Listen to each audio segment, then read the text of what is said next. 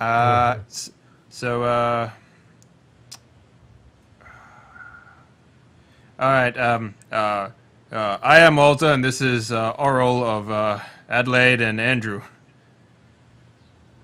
And where's that you hail from? It is Beechcrest. Well, Beachcrest is actually the continent. The Oh, city you came from is Big Cove, if you remember. sorry. Yeah, Oh, I okay. don't think I That's wrote it. that down. Yeah, Okay. Yeah, Big Cove is what you say then. He yeah Big says, Cove. Yeah. "Oh yeah, yes," and he kind of yeah he does what I just did. He kind of interesting. But feel free to pizzazz it up a little bit. um, so Byron goes up into the double doors with the brass filigree, and he grasps the handle on the right, opens the door, and he goes in and he says, "Master Boswell, I present to you. You're hearing this. Walzer and Oral of Adelaide and Andrew um, of Big Cove." Is what they said. He kind of then you hear him say something quietly. Can't quite make it out, unless Oral perhaps wants to check detect noise. Ah, yeah, sure. That's fine. So when you that's going to be that's a skill you have. I see it on. I have a board here that tells all your stuff. So it should be 10. Is that what you have there? Yes. Okay. So you're going to roll a 1d20 on and basically if you get 10 or less, that's a success. All right, so I'm looking for under. Yeah. 1d. All right. You hear him say. Says you. Basically, what Byron said to Thistleburrows is that you haven't forgotten your contacts in Big Cove, I presume. Put on the right face. And he says, and then Byron comes back out, and he says, he puts his hand in again, like you should enter. I like nod at him as I stomp in. Okay. Yeah. I more elegantly walk in, somewhat, Mhm. somewhat taking note of what is in the room as we enter. Yeah. Well, when you come in, you see Boswell, an old halfling, tall for his race, though he is sitting down. He has not aged particularly gracefully. He has kind of gnarled yellow teeth, wrinkles, liver spots, and little wispy gray hairs. He sits in a room that is similar in size to the rest of the house. So this back half of the house is all one room. It Damn. clearly acts as a study or library. So there are books in the room then? Well, the room is 20 feet high and well lit by wall-length windows on the right and left walls. There are 3 chandeliers hanging from the ceiling in a triad. Okay. The old halfling sits in an overstuffed, very dark burgundy-colored chair, clearly meant for a human. His legs rest on a small, similarly colored ottoman. A bedside table stands next to the chair at arm height next to him, on which is a candlestick, unlit. A couple of a couple of pieces of parchment are on the end table, and a pair of fine spectacles sit atop them. An empty whiskey glass sits next to that. Books line shelves in a myriad of colors on the left side of the room. Various styles of binding, old, new, good condition, bad condition, whatever. One nook in the back right is lined with scrolls you kind of see as you look back there. Good quality desks sit around the room with copious quills and ink, blank scrolls with stools, stands, magnifying lenses, and other scribes' tools. A matching green rug that was seen in the foyer is here in this room, spanning horizontally. Boswell Thistleburrows himself is wearing a blue robe and matching slippers. That might be of note for a halfling, slippers, as well as a silver-colored necklace around his neck. It does have a charm, you can't quite see what that is. A fire is lit in the far side on the far wall, in the fireplace. The fireplace is made of what appears to be white brick, and is crafted to look like, on the sides, knotted ropes with fists, like the doors. On either side, when you enter, are 2 marble busts of beautiful female faces. 2 large paintings are mounted on the wall, up here and up there, when you walk in. The one on the left depicts a battle between 2 armored humans with what appear to be more armored figures in the background. The right painting depicts a battle between two armored skeletons in the same style, in the same position, basically a mirror of the first painting. A single door is set in the wall behind you within this room. Uh, so this old halfling, he kind of looks up, his eyes kind of light up when you enter, and he says, "Oh yes," he says, "Sirs, please, seat. Please sit. Would you care for some wine, cheese perhaps?" And you can see that this halfling does speak with a very pronounced stutter. Absolutely. Oh, wine, of course. And I like sit down. I walk over and slide into this seat and nod at him and say, that'd be lovely. Now, about this matter that you've called us here for. Oh yes, yes. Now, Oral, let the man serve us some wine first. All right. I'm thirsty. He kind of he motions to Byron, the manservant, and Byron closes the door behind him and leaves the room. And he says, "I trust you found the place all right." It was not hard to miss. It's quite an impressive house you have here. Might even call it a palace. Haven't seen much bigger than this. Is that so? I'm flattered really. I've done my best in life. Aye, and it shows. It's quite a collection of the old books you got here. I'm only starting to read myself, but tell you what, if you have this much, it must be fascinating, and you must never be bored. Are you a bored? That's another matter. Once you've read them all. But then they fill the room up so nicely. Oh yes, I think so too. The of course the rarer volumes I have hidden away. As would be wise. The, These paintings you have up here, they're most interesting. oh yes, I can't even seem to recall the painter's name from my home village. Thimble it was called. Have you heard of it? Not sure. Would I have? Most likely not. Thimble is a halfling village to the farther east. So perhaps. Okay. Apparently no, I have not. You see, I do not run in many circles with halflings, but I've heard good things. Oh, yes. Interesting people we are. As you can probably see, I spend my time dealing with taller folk, though. It's yes. It's not a coincidence.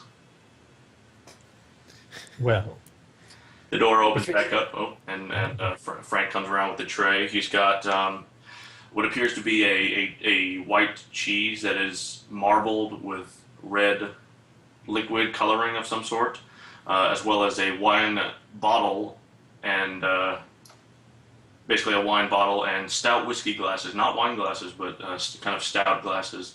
And he goes around and he pours them. And if you guys can see on Roll20, you can see what it looks like. Oh, nice. There. Yeah. Yes. okay, nice.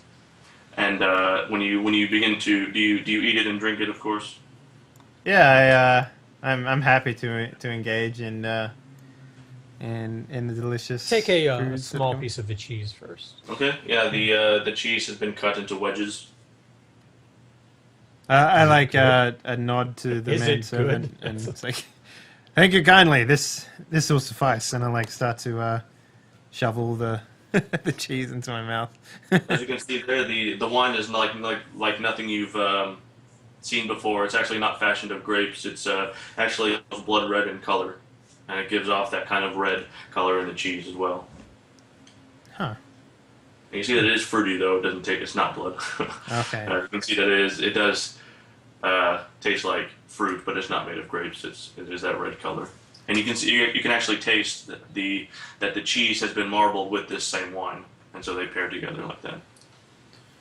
I eat and drink as much as offered to me for the most part, and I I, sort of just I'm not really saying anything. I'm just like sort of I don't eat with my mouth shut either because I'm just saying this. This is this is I've never had cheese quite like this. It's an odd color, and this wine, it's got a weird tang to it. I'm not sure how to describe it. It's both quite good though. That's the red currants from the um, from the capital. It's a small red fruit which grows near the Honeywood wineries, which is they sent me cases and cases, and I can't seem to get rid of the stuff. Well, if you need to get rid of it, I'll happily oblige and put some of that in my stomach, good sir. And Boswell says to Byron, "Thank you, Byron. Byron, could you get some lunch on? I'm feeling fishy today, Byron. Salmon, perhaps?" And Byron nods. How about fruits? Do we have something? The pears are in season, I believe. And Byron says, "I'll find something." And he takes the tray of wine and cheese with him, and he gently replaces the door after leaving. And Boswell says, "You'll join me for lunch, won't you? We have plenty to give, and lacking for guests these days." it sounds lovely. I smile ear to ear, and I'm like, you sure know a way how to please a man. I like sort of look up in the air and I was like, no, that's exactly what I meant to say. Yes.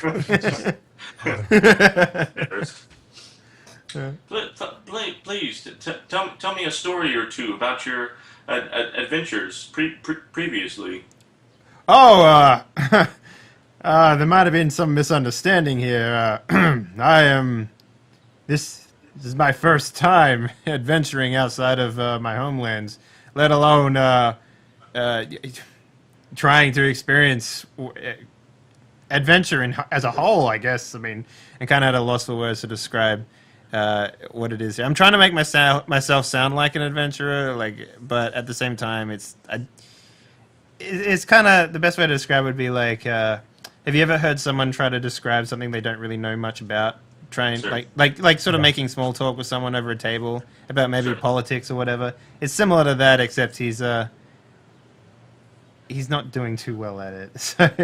Well, perhaps your friend here, and he motions to Oral.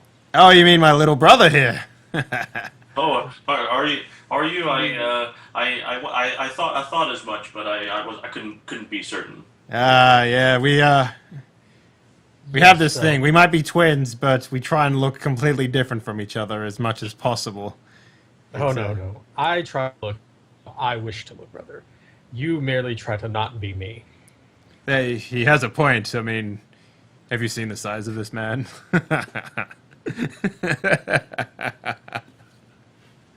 No offense. Yes.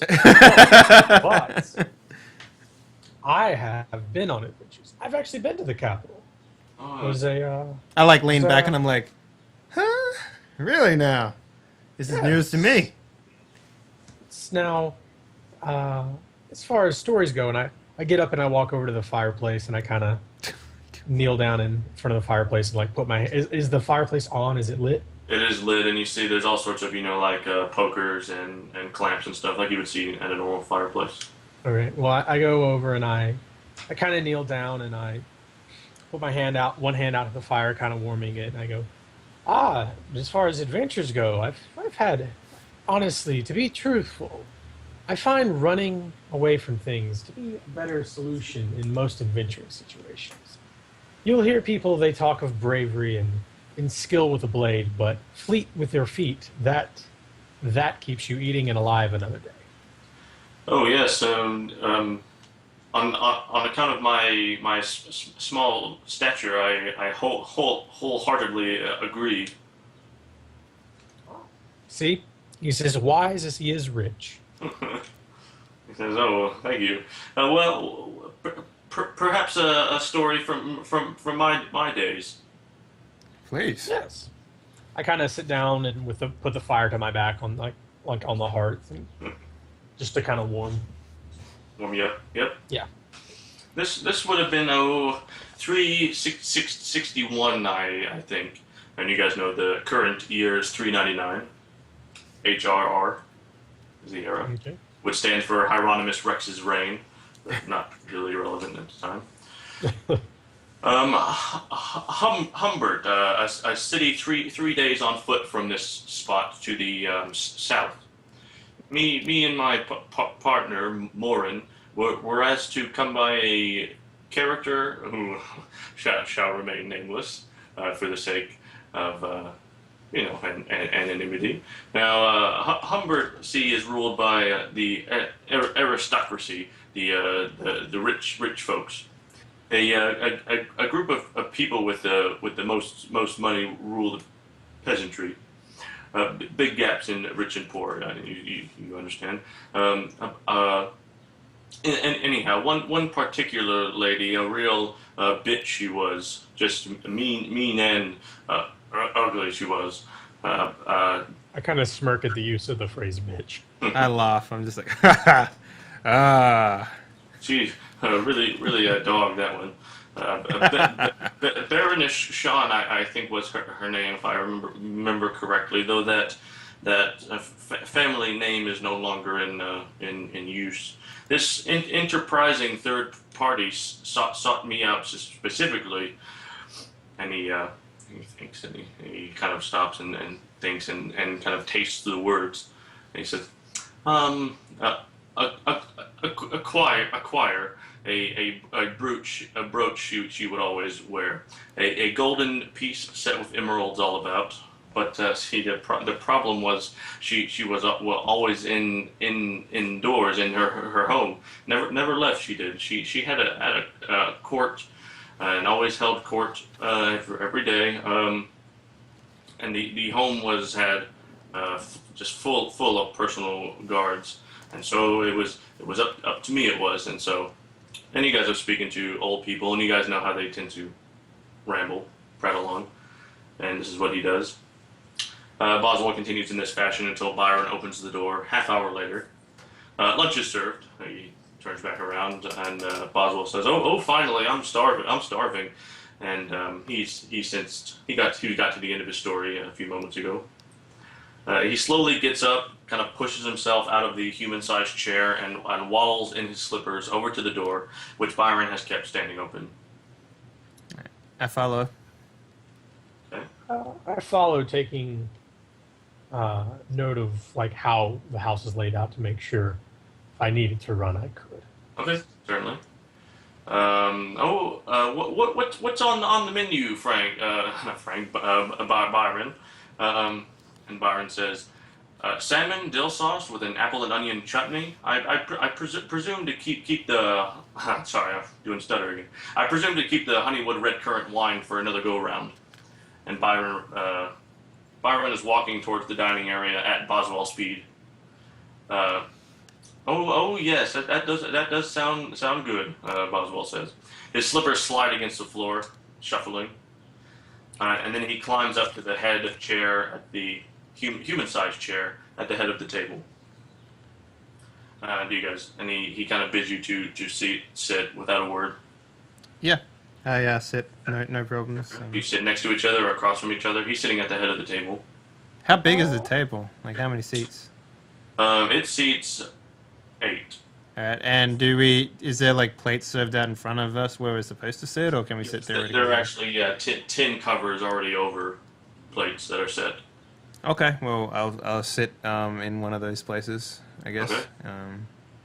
I suppose I'll sit in the other then. The table is a single large pane of thick glass with an artistic iron designed trunk in the center. A candlestick centerpiece is in the center, fashioned of marble and glass with lit candles within, designed to look like 3 horse-drawn carriages, one atop the other 2.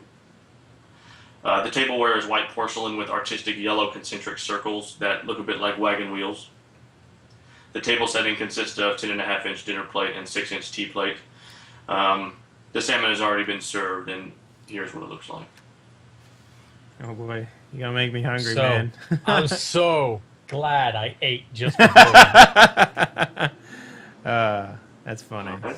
Yeah. So the Honeywood Red Currant wine has been set out in proper wine glasses. The plate setting does consist of a fish fork, a 3-tine fork, and another 4-tine salad fork.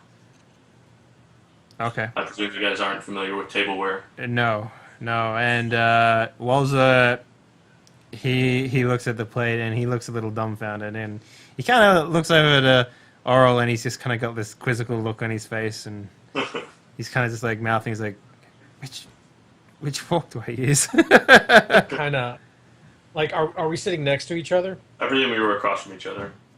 Okay. I flash back somewhat of a puzzled look, but I point like as subtly as possible that he would get it, but it wouldn't be clear what I was doing. Mm-hmm.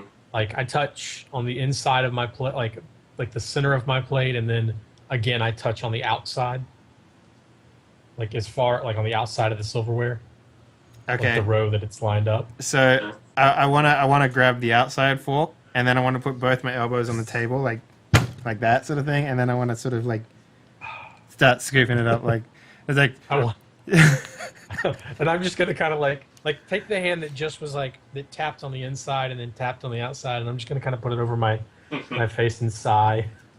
just And begrudging. sure. Just oh. You also see behind where Boswell's sitting there is a counter that to us would appear to be 10 briefcases that are stacked 2 by 5. But to you, I'm not sure what they would look like, but they look like briefcases.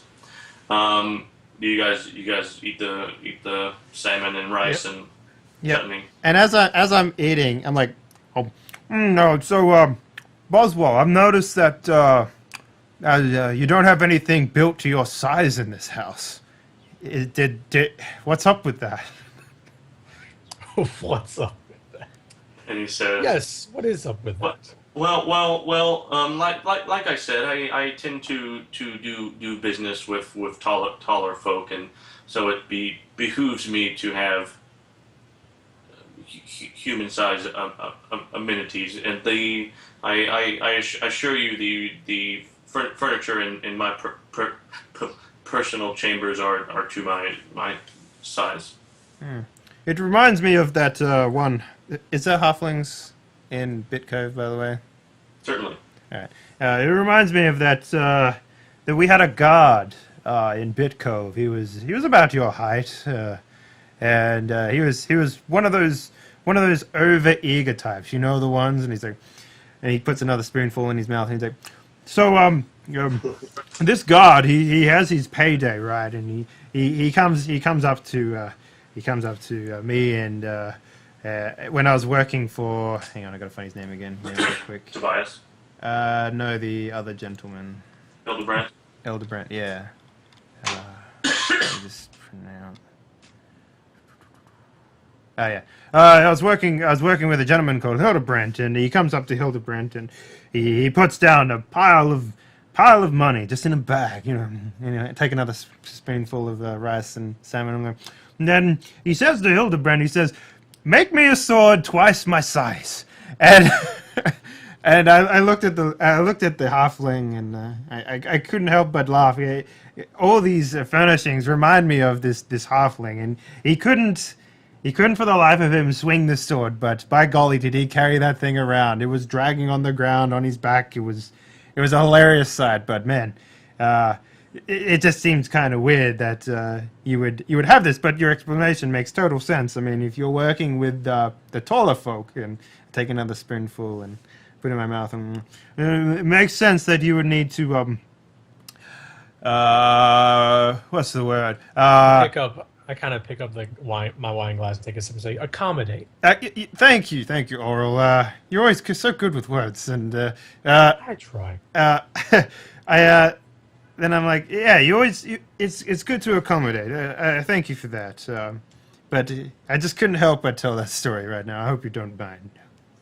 No, no, it's. Have you ever known have you known many dogs in your time? You mean like actual dogs? Actual dogs, not women. Uh, there might have been a few mutts running around the town when we were growing up as children. Oral, do you remember any such mutt or anything like that? Would I have picked up on his meaning a little better, or What do you mean? did? Oh, never mind. And it was he's talking women and not. No, he's talking dogs now. Oh, he's actually talking. Yeah. Well, apparently, hopefully, my character's more intuitive than I am. Thought he was. Thought we were hearkening back to the bitch comment. Uh, would there have been dogs in our Yes, sir. town? Yeah. And A stray or two. When a dog is the smaller the dog, the meaner it usually is, and so some small folk have a tendency to be more aggressive than they really need to be. I like point my spoon at him and I'm like, yeah, that makes total sense with the little halfling god man and with the giant sword. And yeah, makes total sense. And I like as I flick like a piece of rice comes off, lands on the table or whatever, and I'm like, yeah, it makes total sense. And I go back to just like spooning the fork into my mouth with the rice and stuff. I think I like swap between a spoon and fork for some reason with this. But yeah. One was on the table, but he materialized. Yeah. Blacksmith. Yeah. So Byron is not the world's greatest cook, and the salmon and dill sauce is fair to middling at best. I don't mind. I haven't had much better in Yeah, my certainly. life, so I'm happy to like shovel this down. I finish almost all of it, but leave some of the rice behind and Okay. finish the drink. So you actually notice that when Boswell talks, he does the same thing that Walzer's doing. He seems to talk with his mouth full. Which does that mean anything to Oral? To Oral. Merely tries not to watch.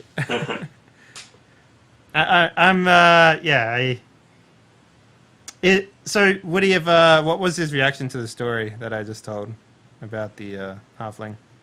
No, that's all he said, is that he just offered that bit of insight. Oh, But okay, cool.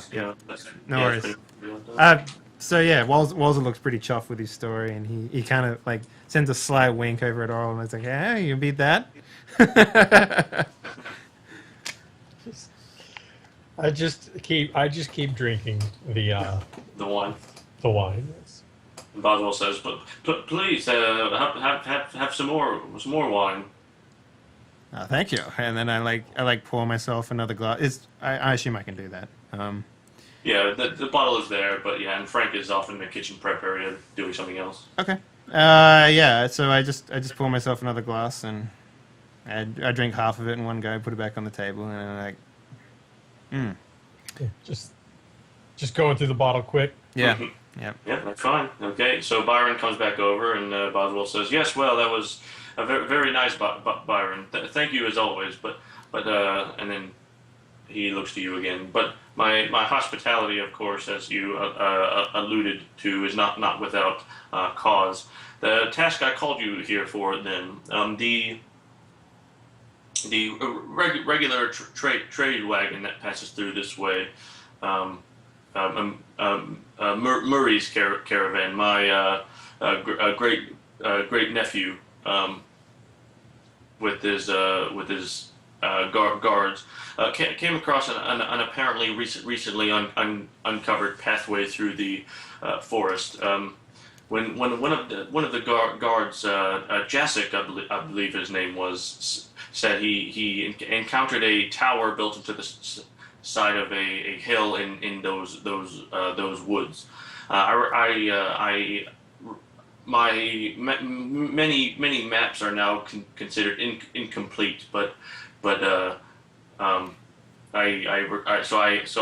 request that you investigate this tower.